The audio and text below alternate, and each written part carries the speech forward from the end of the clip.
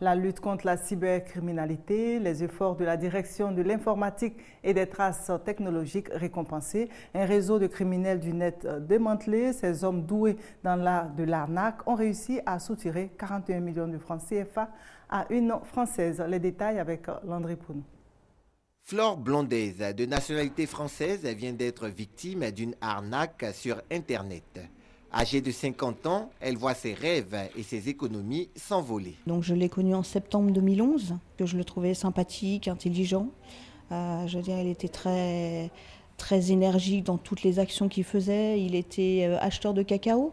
Et donc il m'a dit que son rêve, c'était d'acheter une plantation de cacao et qu'il voulait s'associer avec moi.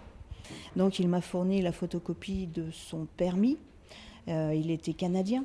Donc j'ai envoyé cette photocopie à l'ambassade du Canada ici en Côte d'Ivoire, espérant avoir des nouvelles, chose que je n'ai pas eue.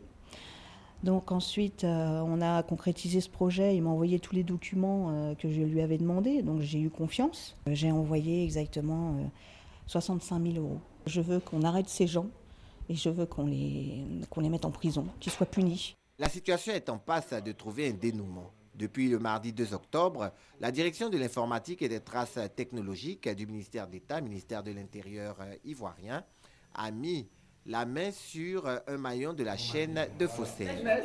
Il s'agit des caissières chez qui les retraits ont été opérés. Ceux qui ont été interpellés seront mis à la disposition du parquet.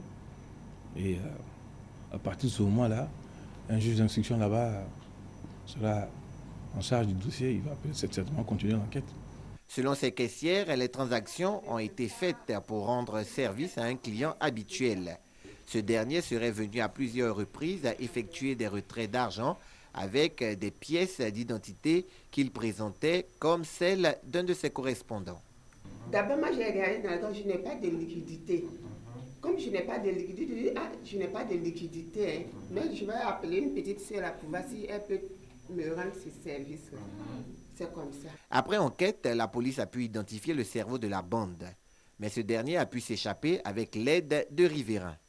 Toujours en cavale, il est activement recherché par la direction de l'informatique et des traces technologiques.